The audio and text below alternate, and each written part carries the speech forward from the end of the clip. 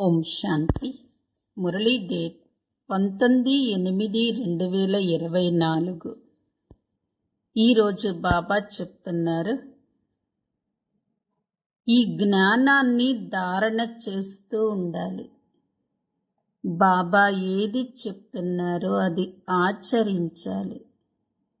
ఆచరిస్తూ మనం బాబా సమానంగా తయారవుతాం. బాబాలో ఏ శక్తి ఉందో అదంతా మనలో నింపుకుంటాము. రెండు పదాలు గుర్తున్న మనం స్వదర్శన చక్రధారిగా కాగలుగుతాము. సతో ప్రధానం, తమో ప్రధానం. శివాలయంగా ఉండేదొకప్పుడు వేశ్యాలయంగా మారింది. సృష్టి ఉన్నతంగా ఉండేది పతనమయ్యింది. ఈ రెండు శబ్దాలు గుర్తున్న స్వదర్శన చక్రధారిగా కాగలుగుతాము. ఇప్పుడు మనందరం జ్ఞానాన్ని యథార్థంగా తెలుసుకున్నాం. భక్తిలో జ్ఞానం లేదు. కేవలం ఆనందపరిచే మాటలు మాత్రం మాట్లాడుతూ ఉంటారు భక్తిలో. బాబా అంటారు కదా, చెవులకు వింపు అంతే. సర్వ ప్రాప్తులు పొందాలి ఈ అంతిమ జన్మలో. కాబట్టి పవిత్రంగా అయ్యి చూపించాలి. మాయ ఎన్ని సమస్యలు తీసుకొచ్చినా ఓడిపోకూడదు. లక్ష్యం మన ముందుంచుకొని బాగా పురుషార్థం చెయ్యాలి. బ్రహ్మా బాబా ఎలా పురుషార్థం చేశారు? తన పురుషార్థంతో నరుడు నారాయణుడిగా అయిపోయారు. అలా బాబాని మనం కూడా అనుసరించాలి. సింహాసన అధికారిగా కావాలి. రోజు పురుషార్థం చేయండి, కృషి చెయ్యండి.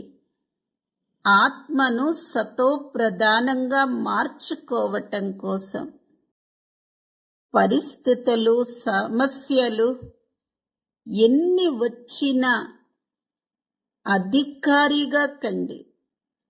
సమస్యలను దాటేస్తూ ఉండండి. ఆడుతూ పాడుతూ దాటేయండి. ఆ పరిస్థితి ఎలా ఉంది అంటే బాధపడేటటువంటి పరిస్థితి, ఏడిచే పరిస్థితి. కానీ ఆంతరికంగా ఒక్కటే మాట గుర్తుంచుకోండి, ఇదంతా ఒక డ్రామా. ఈ డ్రామాలో మనందరం విశేష పాత్రధారులం. మనం విశేష పాత్రధారి అంటే కరెక్ట్ గా పాత్ర వహించేవారు. కఠిన సమస్యలను కూడా ఆట అనుకుంటే తేలిగ్గా అయిపోతాము. ఎటువంటి భారము ఉండదు. ఎల్లప్పుడూ సంతోషంగా ఉండాలి అంటే సదా జ్ఞానాన్ని మంతన చేస్తూ ఉండండి. సంతోషంగా ఉంటాము. మాయ ఆకర్షణల నుండి రక్షింపబడతాము. ఎవరం మనందరం ఈ జగన్నాటకంలో హీరో పాత్రధారులం, విశేష పాత్రధారులము అనేది గుర్తుండాలి. ఈ రోజటి మధుర మహావాక్యాలు, మధురమైన పిల్లలు జ్ఞాన ధారణను చేస్తూ ఉన్నట్లయితే అంతిమంలో మీరు బాబా సమానంగా అయిపోతారు. బాబా శక్తినంతటినీ మీరు జీర్ణం చేసుకుంటారు. ప్రశ్న: ఏ రెండు పదాల స్మృతి ద్వారా మీరు స్వదర్శన చక్రధారులుగా అవ్వగలరు? జవాబు: ఉన్నతి మరియు పతనం, సతో ప్రధానం మరియు తమో ప్రధానం, శివాలయము మరియు వేశ్యాలయం.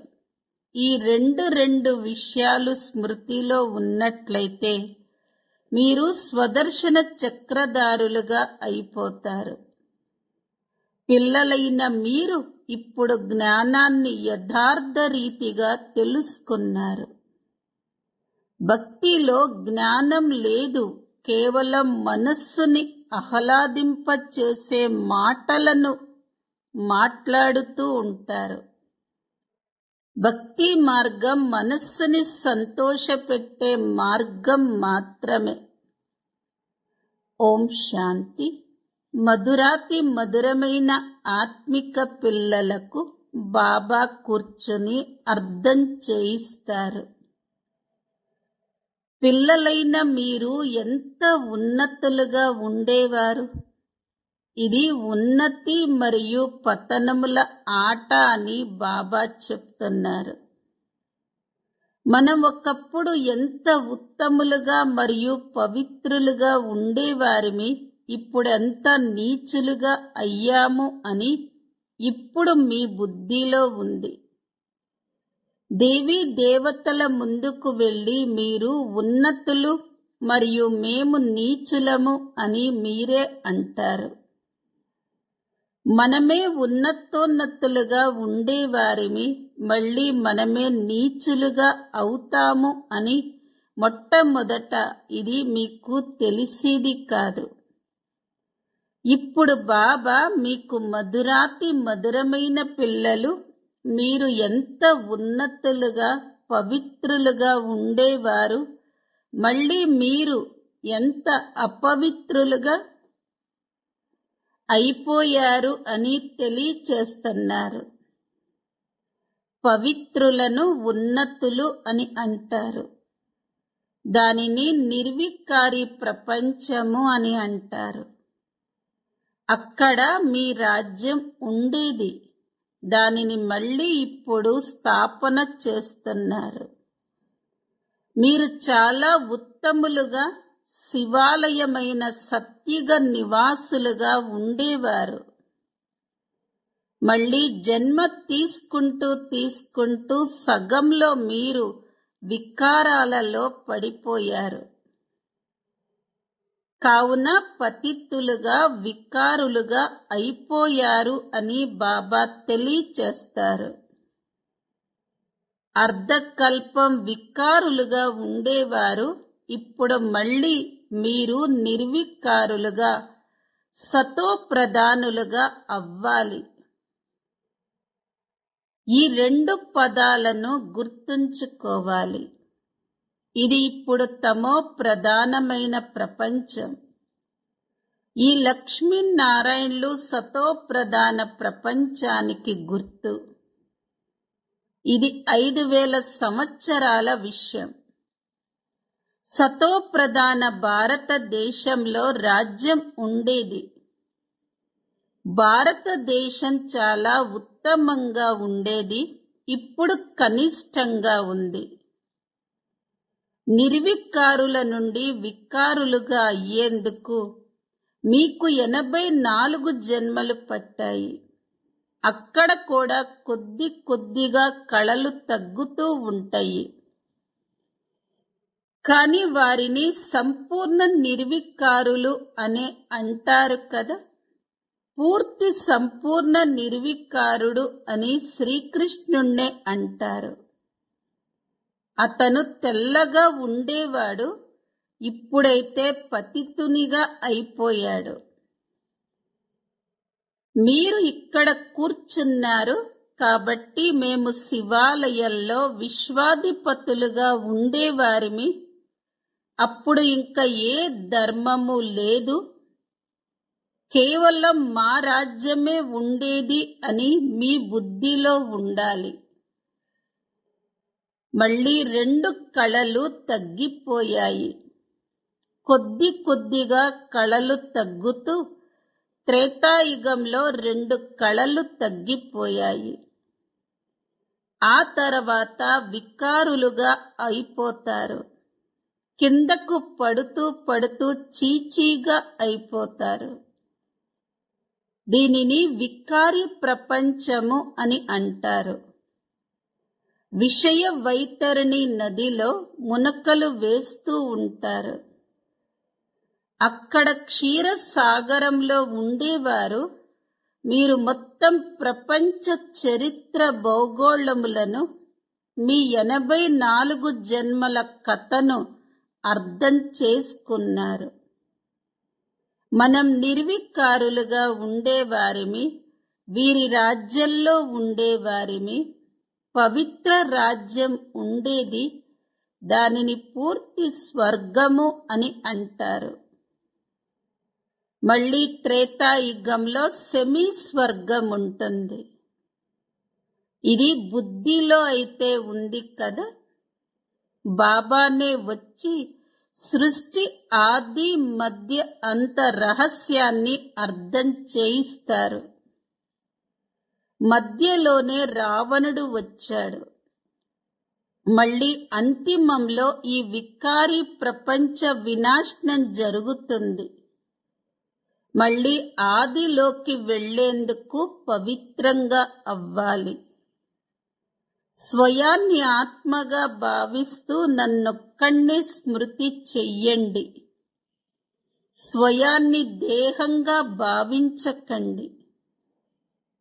మీరు భక్తి మార్గంలో బాబా మీరొచ్చినట్లయితే మేము మీకు చెందిన వారిగానే అవుతాము అని వాగ్దానం చేశారు.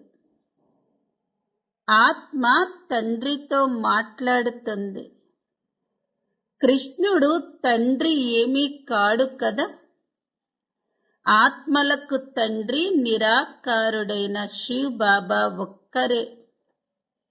హద్దు తండ్రి నుండి హద్దు వారసత్వం, బేహదు తండ్రి నుండి అనంతమైన వారసత్వం భారతదేశానికి లభిస్తుంది.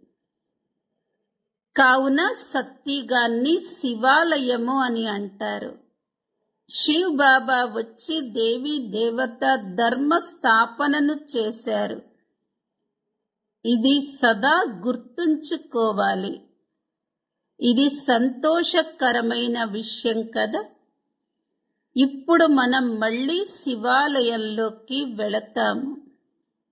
ఎవరైనా మరణిస్తే స్వర్గస్థులయ్యారు అని అంటారు, కానీ ఎవరు అలా వెళ్ళరు. అవన్నీ మనస్సుని సంతోషపెట్టుకునేందుకు భక్తి మార్గపు కోతలు మాత్రమే. నిజమైన స్వర్గంలోకైతే ఇప్పుడు మీరు వెళుతున్నారు.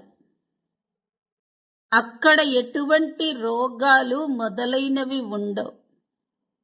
మీరు సదా హర్షితులుగా ఉంటారు. కావున బాబా ఎంత సహజంగా చిన్న చిన్న పిల్లలకు అర్థం చేయించినట్లుగా అర్థం చేయిస్తున్నారు. మీరు బయట కూడా ఎక్కడ ఉండైనా పదవిని పొందొచ్చు. ఇందులో ముఖ్యమైనది పవిత్రత. అన్నపానాదులు శుద్ధంగా ఉండాలి. దేవతల ముందు ఎప్పుడైనా సిగరెట్టు, బీడీ మొదలైన వాటిని నివేదిస్తారా? గ్రంథం ముందు ఎప్పుడైనా గుడ్లు లేక బీడీలు మొదలైన వాటి భోగును పెడతారా? గ్రంథాన్ని గురు గోవింద్ శరీరంగా భావిస్తారు. గ్రంథానికి కూడా ఎంత గౌరవాన్నిస్తారు. అది గురువు దేహం వంటిది అని భావిస్తారు. అలా సిక్కులు భావిస్తారు, కానీ గురునానక్ కూర్చొని గ్రంథాన్నేమీ వ్రాయలేదు కదా. నానక్ అయితే అవతారం ధరించాడు. సిక్కుల వృద్ధి జరిగింది. ఆ తర్వాత ఆ గ్రంథం మొదలైన వాటిని వ్రాశారు. ఆ ఒక్కని తర్వాత ఇక సిక్కు ధర్మంలోకి రావటం మొదలుపెట్టారు. మొదటైతే గ్రంథం కూడా ఎంతో చిన్నగా చేతిలో పట్టుకునేంత వ్రాసి ఉంది. ఇప్పుడు గీతను కృష్ణుడి రూపంగా భావిస్తారు. నానక్ గ్రంథం ఎలాంటిదో అలా కృష్ణుడు గీత గానం చెయ్యబడింది. కృష్ణ భగవాను వాచ అని అంటారు. దీనినే అజ్ఞానము అని అంటారు. జ్ఞానమైతే ఒక్క పరంపిత పరమాత్మలోనే ఉంది. గీత ద్వారానే సద్గతి లభిస్తుంది. ఆ జ్ఞానం బాబా వద్దే ఉంది. జ్ఞానం ద్వారా పగలు, భక్తి ద్వారా రాత్రి వస్తుంది. ఆత్మను పవిత్రంగా తయారు చెయ్యాలి, దానికోసం కష్టపడవలసి ఉంటుంది అని ఇప్పుడు బాబా అంటారు. మాయా తుఫాన్లు ఎంత శక్తివంతంగా వస్తాయంటే దాని ద్వారా జ్ఞానం పూర్తిగా ఎగిరిపోతుంది. దానిని ఎవరికీ చెప్పలేరు కూడా. మొట్టమొదట కామ వికారమే ఎంతగానో విసిగిస్తుంది. అందులోనే సమయం పడుతుంది. నిజానికి ఇది ఒక్క క్షణంలో జీవన ముక్తిని పొందే విషయం. కొడుకు పుట్టగానే యజమాని అయిపోతాడు. మీరు శివ్ బాబా వచ్చారు అని గుర్తించటంతోనే వారసత్వానికి హక్కుదారులుగా అయ్యారు. గీతను కూడా శివ్ బాబానే గానం చేశారు. వారే నన్నొక్కడే స్మృతి చెయ్యండి, నేను ఈ సాధారణ తనువులోకి వస్తాను అని అన్నారు. కృష్ణుడు సాధారణమైన వారు కాదు. కృష్ణుడు జన్మ తీసుకున్నప్పుడు మెరుపులు మెరుస్తాయి, ఎంతో ప్రభావం పడుతుంది. కావుననే శ్రీకృష్ణుణ్ణి ఈ రోజు వరకు కూడా మహిమ చేస్తారు. మిగిలిన శాస్త్రాలు మొదలైనవన్నీ భక్తి మార్గానికి చెందినవి. ఇంగ్లీషులో ఫిలాసఫీ అని అనేస్తారు. ఆధ్యాత్మిక జ్ఞానాన్నైతే ఆత్మిక తండ్రే ఇవ్వగలుగుతారు. నేను మీ ఆత్మిక తండ్రిని, జ్ఞాన సాగరుణ్ణి అని వారు స్వయం చెప్తారు. పిల్లలైన మీరు కూడా తండ్రి నుండే నేర్చుకుంటున్నారు. జ్ఞానాన్ని ధారణ చేస్తున్నారు. మళ్ళీ చివరిలో తండ్రిలా అయిపోతారు. మొత్తం ఆధారమంతా ధారణపైనే ఉంది. ఆ తర్వాత ఆ శక్తి బాబా ద్వారా, బాబా స్మృతి ద్వారా వచ్చేస్తుంది. స్మృతిని పదును అని కూడా అంటారు. ఖడ్గాలలో కూడా తేడా అయితే ఉంటుంది కదా. అదే ఖడ్గం ఒకటి 100 రూపాయలుంటే ఒకటి 3000, 4000 రూపాయలు కూడా ఉంటుంది. బాబా అయితే అనుభవజ్ఞులు కదా. ఖడ్గానికి ఎంతో గౌరవం ఉంటుంది. గురు గోవింద్ సింగ్ ఖడ్గానికి ఎంత గౌరవం ఉంది. కావున పిల్లలైన మీలో కూడా యోగ బలం కావాలి. జ్ఞాన ఖడ్గంలో పదును కావాలి. పదును రావటంతో ఇక త్వరగా అర్థం చేసుకుంటారు. డ్రామా అనుసారంగా మీరు కష్టపడుతూ ఉంటారు. ఎంతెంతగా బాబాని స్మృతి చేస్తారో అంతంతగా స్మృతి ద్వారానే పాపాలు అంతమవుతాయి. పతిత పావనుడైన తండ్రే యుక్తిని తెలియచేస్తున్నారు. మళ్ళీ కల్పం తర్వాత కూడా ఇదే విధంగా వచ్చి మీకు జ్ఞానాన్ని ఇస్తారు. ఇతడి చేత కూడా అన్నింటినీ త్యాగం చేయించి అలాగే తమ రథంగా చేసుకుంటారు. పిల్లలైన మీకు అక్కడ ఎంత ఆకర్షణ కలిగింది. దానితో అందరూ పరిగెత్తారు. బాబాలో ఆకర్షణ ఉంది కదా. ఇప్పుడు మీరు కూడా ఇలా సంపూర్ణంగా అవ్వాలి. నెంబర్ వారీగానే అవుతారు. ఇక్కడ రాజధాని స్థాపన జరుగుతుంది. సత్యుగ ఆది నుండి కలియుగ అంతిమం వరకు సృష్టి చక్రాన్నైతే అర్థం చేసుకున్నారు. ఇప్పుడిది సంగమ యుగం. పావనంగా తయారు చేసేందుకు బాబా కూడా తప్పకుండా రావలసి ఉంటుంది. పావనులు అనగా సతో ప్రధానులు. ఆ తర్వాత ఇక మలినాలు కలుస్తూ వచ్చాయి. ఇప్పుడిక ఆ మలినాలు ఎలా తొలగిపోవాలి? ఆత్మ స్వచ్ఛంగా ఉంటే నగలు కూడా స్వచ్ఛమైనవే, అనగా శరీరం తెల్లగా ఉంటుంది. ఆత్మ అసత్యంగా అయితే శరీరం కూడా పతితంగా అవుతుంది. జ్ఞానానికి ముందు ఇతడు కూడా నమస్కారము వందనం చేసేవాడు. లక్ష్మీనారాయణల పెద్ద ఆయిల్ పెయింట్ చిత్రం షాపులో ఉండేది. వారినే ఎంతో ప్రేమగా తలుచుకునేవారు. ఇంకా ఎవరిని తలుచుకునేవారు కారు. ఇంకా ఎటువైపుకైనా ఆలోచనలు వెళితే తనను తాను చెంపదెబ్బ వేసుకునేవారు. భక్తిలో ఉండేవారు కదా. మళ్ళీ ఎప్పుడైతే విష్ణు దర్శనం కలిగిందో అప్పుడు దానితో అతడు నారాయణుడిగా అయితే అయిపోలేదు కదా. పురుషార్థమైతే తప్పకుండా చెయ్యవలసి ఉంటుంది. లక్ష్యం మరియు ఉద్దేశం మీ ముందుంది. మీరు చైతన్యంగా ఉండేవారు.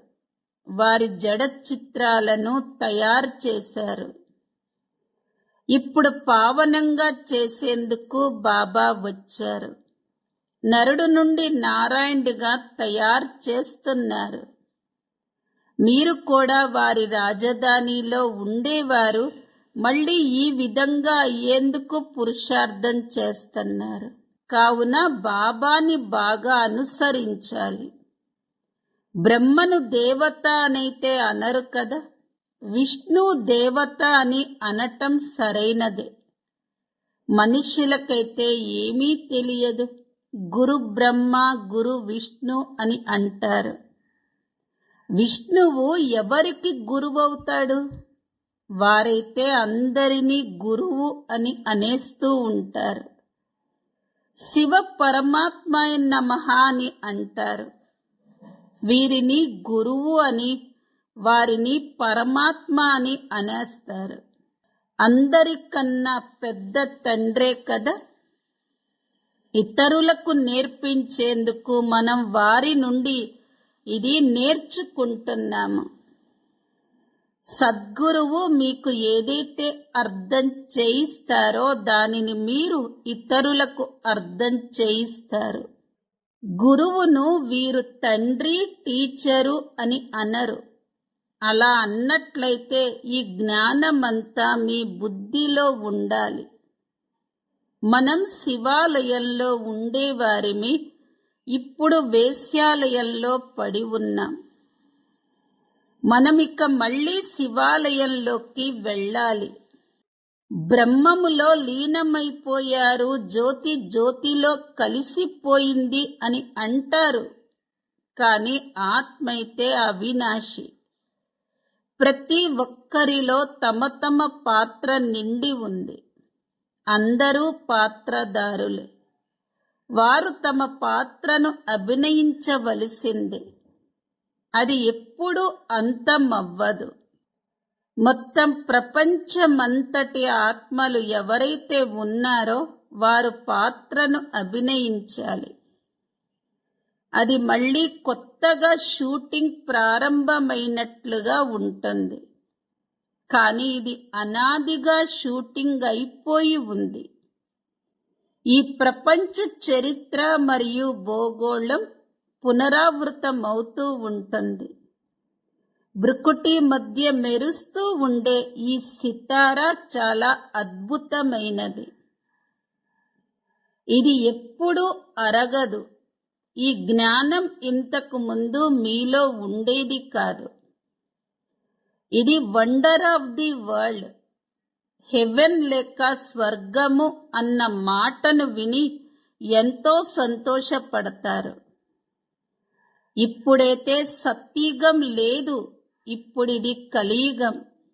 కావున పునర్జన్మలను కూడా కలియుగంలోనే తీసుకుంటారు. అందరూ తప్పకుండా వెళ్ళవలసిందే కాని పతితాత్మలు వెళ్ళలేరు. ఇప్పుడు పిల్లలైన మీరు యోగ బలం ద్వారా పావనంగా అవుతారు. పావన ప్రపంచాన్ని భగవంతుడైన తండ్రే స్థాపన చేస్తారు.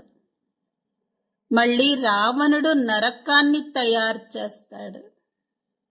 ఇది ప్రత్యక్షంగా ఉంది కదా. రావణుడిని తగలపెడతారు కదా. మనుష్యులైతే ఇది అనాదిగా నడుస్తూ వస్తుంది అని అంటారు. కానీ ఇది ఎప్పటి నుండి ప్రారంభమవుతుంది అన్నది కూడా ఎవ్వరికీ తెలియదు. దీనిని సగం సగమైతే చెయ్యలేరు. ఎందుకంటే వారు లక్షల సంవత్సరాలు అని అనేస్తారు. కలియుగానికే 40,000 సంవత్సరాలు ఇచ్చేశారు. కావున మనుష్యులు ఘోర అంధకారంలో ఉన్నారు కదా. అజ్ఞాన నిద్ర నుండి మేల్కొల్పటం చాలా కష్టం. వారు మేలుకోరు. ఇప్పుడిది సంగమ యుగం. ఇప్పుడు బాబా వచ్చి పావనంగా అయ్యే యుక్తిని తెలియచేస్తారు. మీరు పావనంగా అయినట్లయితే పావన ప్రపంచ స్థాపన జరిగి తీరుతుంది. ఈ పతిత ప్రపంచమే అంతమైపోతుంది. ఇప్పుడిది ఎంత పెద్ద ప్రపంచం. సత్యుగంలో ప్రపంచం చాలా చిన్నగా అయిపోతుంది. ఇప్పుడు మాయపై విజయాన్ని పొంది తప్పకుండా పావనంగా అవ్వాలి. మాయ చాలా శక్తివంతమైనది. పావనంగా అవ్వటంలోనే అనేక రకాల విఘ్నాలను కలిగిస్తుంది అని బాబా అంటారు. పవిత్రంగా అవ్వాలి అని ధైర్యాన్ని ఉంచుతారు. మళ్ళీ మాయ వచ్చి ఎటువంటి పరిస్థితిని తయారు చేస్తుంది? ఒక్క గుద్దుతో పడేస్తుంది. చేసిన సంపాదనంతా అంతం చేసేస్తుంది. ఆ తర్వాత మళ్ళీ ఎంతో కష్టపడవలసి వస్తుంది. కొందరు పడిపోతారు. ఆ తర్వాత మళ్ళీ ముఖం కూడా చూపించరు. వారు అంతటి ఉన్నత పదవిని పొందలేరు. పురుషార్థం పూర్తిగా ఉండాలి. ఫెయిల్ అయిపోకూడదు. కావున కొందరు గాంధర్వ వివాహం చేసుకొని కూడా చూపిస్తారు. సన్యాసులు వివాహం చేసుకొని పవిత్రంగా ఉండటం అసంభవము అని అంటారు. కానీ ఇది సంభవమే. ఎందుకంటే ఇందులో ఎంతో ప్రాప్తి ఉంది అని బాబా అంటారు. ఈ ఒక్క జన్మలో మీరు పవిత్రంగా అయినట్లయితే మీకు స్వర్గ రాజ్య అధికారం లభిస్తుంది. మరింత గొప్ప ప్రాప్తి కోసం మీరు ఒక్క అంతిమ జన్మ పవిత్రంగా ఉండలేరా అని బాబా అడుగుతారు. బాబా మేం తప్పకుండా ఉంటాము అని అంటారు. సిక్కులు కూడా పవిత్రత కంకణాన్ని కట్టుకుంటారు. ఇక్కడ దారము మొదలైనవేవీ కట్టుకోవలసిన అవసరం లేదు. ఇదైతే బుద్ధి విషయం. నన్నొక్కడే స్మృతి చెయ్యండి అని బాబా అంటారు. పిల్లలు చాలా మందికి వినిపిస్తారు, కానీ గొప్ప వ్యక్తుల బుద్ధిలో కూర్చోదు.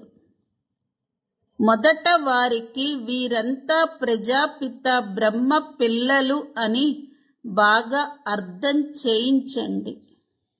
శివ్ బాబా ద్వారా వారసత్వం లభిస్తుంది.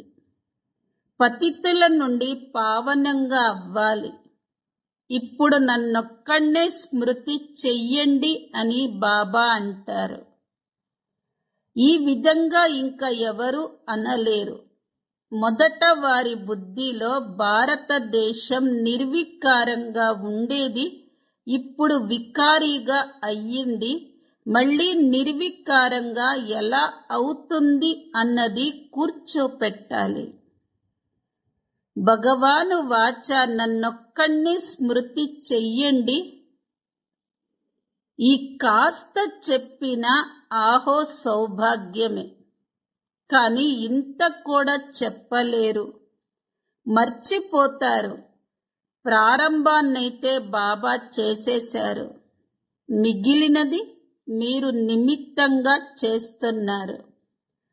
పునాదినైతే వేసేశారు, మిగిలిన సర్వీసు స్టేషన్ల ప్రారంభం జరుగుతూ ఉంటుంది అని బాబా అర్థం చేయించారు. ఇది గీత విషయమే. గీతలో కూడా హే పిల్లలు, మీరు కామంపై విజయాన్ని పొందినట్లయితే ఈ విధంగా 21 జన్మల కోసం జగజ్జీతులుగా అవుతారు అని ఉంది. స్వయం అలా అవ్వకపోయినా కనీసం ఇతరులకైనా అర్థం చేయించాలి.